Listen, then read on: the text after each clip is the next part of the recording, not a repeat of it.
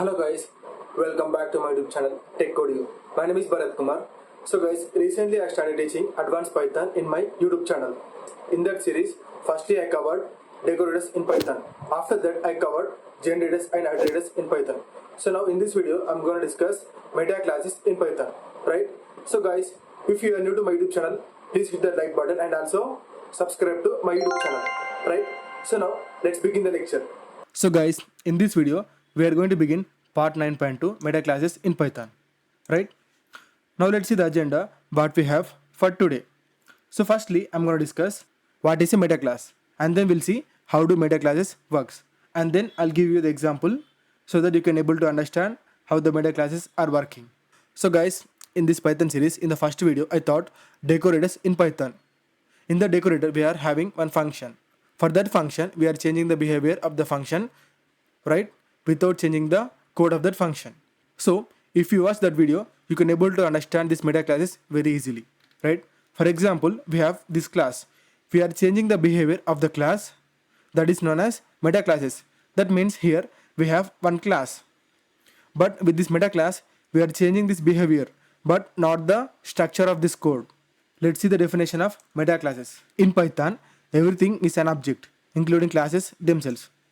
Here you can see metaclasses are essentially classes for classes. They define how classes behave, they are created, and what methods and attributes they should have. Metaclasses are essentially classes for classes. That means we have this one class. We are creating one more class for metaclasses. They are define how classes behave, right? We are going to define this metaclasses, that how should this class behave. So guys, don't think much about this definition when we are start writing code for this metaclasses, so that I can explain you more clearly. Now, how do metaclasses work? Metaclasses are defined by inheriting from the type class, which is the default metaclass in Python. They allow us to customize class creation by overriding special methods like new, init. For example, in the code we have a default class. In the default class we are passing this type function, and then we are creating one more class. See here, they allow us to write class creation by overriding special methods like new and init. We can able to change the class by overriding it. So first I want to create a class techCodio. In that class I'm defining init function, self pass, create an object,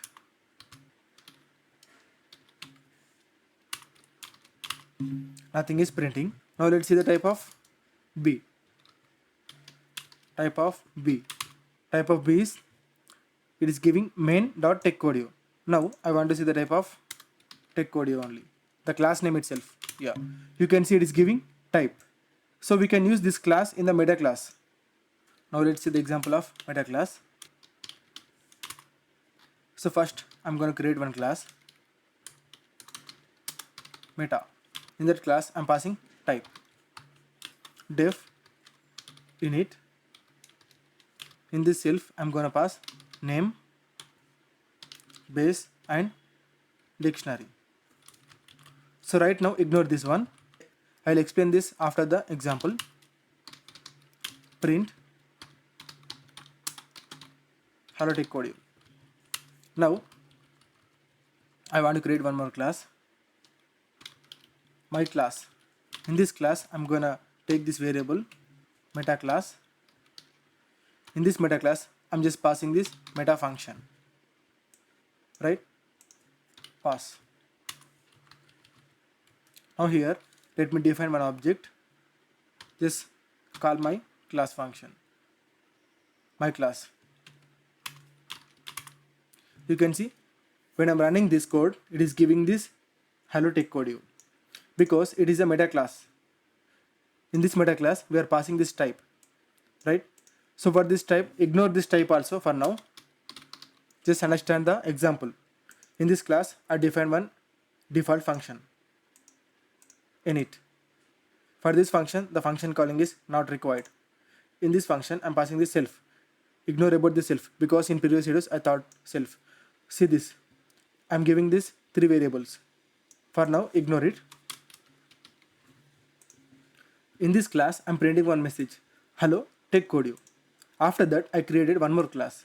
In this class, I'm passing this metaclass to this class. And then in this class, I'm just adding one keyword pass created. After that, I created this object. See, when I create this object, it is giving this. After calling this object, it is giving this my class, right? Because in this class we have nothing, but when we are creating object for this, it is giving this techCodio. Now let's understand this code. First, let's begin with type. Type is the built-in metaclass. When you define a metaclass by inheriting from type, you are essentially customizing the class creation process, customizing the behavior. Because when we are giving type here, we can use this metaclass in other class also as a metaclass. We are customizing the behavior of this class by adding type in this class. For example, if I do not add this type, let's see what happened. It is giving this hello techCodio, but see, we are getting this error. Meta object is not callable. So that's why I need to give type. See, we are not getting any error, right? Now, firstly, we are defining a metaclass. It is a metaclass up to here. Meta is the metaclass inheriting from type. See, it is the metaclass. Meta is known as metaclass. We are inheriting it from the type. Type is a method that we are adding this so that we can inherit this class to this class. Now, in this class, I define init. Init method of a meta is defined to print hello techCodio, because it is defined to print only hello techCodio, not others. After that, the init method of a meta class takes 3 arguments. See here, I am giving 3 arguments: name, base and type. Here, when I remove this, we are getting this error. Take 3 position arguments but 4 were given. I need to give one more, because here we are defining type. So we should give extra 3 parameters to this type. For example, if I remove this type here, see, 3 parameters to this meta class. Now the name, first one, the name of the class is being created with this parameter, and then base, a tuple containing the base classes of the class being created. In this, the base classes are being created, and then dictionary, a dictionary containing the attributes of the class being created. Name of the class, base classes, and then attributes of the class. Now here, let's see. Name of the class. It is clear. So guys, just keep this in mind.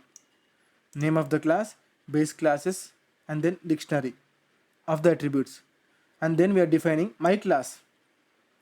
My class is a new class that uses metaclass as its metaclass. The metaclass keyword argument in the class definition specifies that used to create the class metaclass. Here we are giving this metaclass keyword, and then we are passing our actual metaclass, and then I'm adding pass keyword. Now we are creating an instance of my class. It is the instance of my class. The instantiation of class my instance equal to my class does not trigger any specific behavior from the metaclass. The behavior defined in the metaclass is triggered when the class my class itself is created, not when the instance of my class is created. See here, it does not trigger any behavior from the metaclass. But here, when we call this function, it is going to return this message. That's it. Now in the name, see, my class, and then in the basis, object. Since my class does not inherit from any other classes, it inherits from object by default. And then dictionary, module equal to main, and the name equal to my class. These are the parameters of this class. So guys, I'll add this notebook in the GitHub, and as well I'll put a link in the description below. You can go and refer this. So guys, we are done with this example. Now let's come to the definition. Everything in Python is known as object, right? Including classes themselves. Meta classes are essentially classes for classes.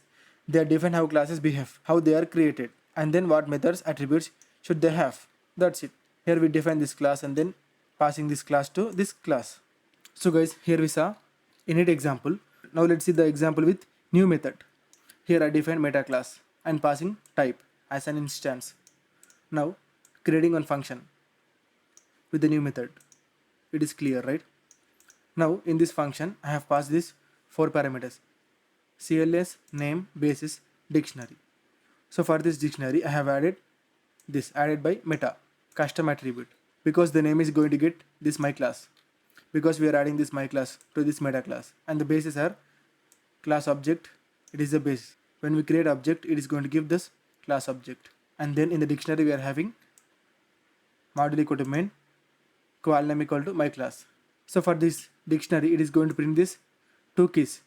So now we are adding one more key to this dictionary, one more key with value. In this function I'm printing name, basis, dictionary, return, super dot new classes. Here I'm using this super method so that when I call this class, it is going to give all these variables. Super.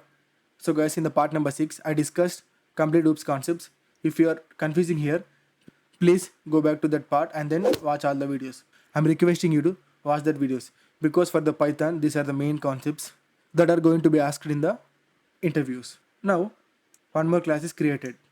Here I'm passing meta class, this one, and then printing my class dot.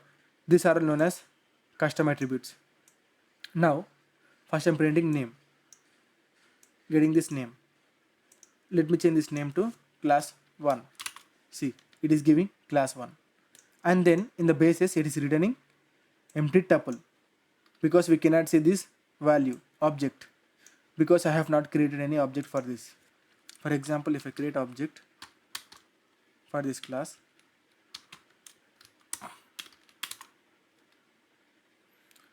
I think it is not going to show. After that I'm printing this dictionary, module equal to main, qual name equal to my class, and then I have added one more key and added by meta. See here, right? With this new we can add attributes and we can return the attributes with this new method. Here see in this definition, they allow us to customize class creation by overriding special methods like new and init. So guys, we are done with this lecture. So guys, please go through this notebook and try to understand. If you are having some more doubts, feel free to add comments to this video. If you are having any doubts, I'll try to clear it, right? So guys, bye for now. See you in the next video.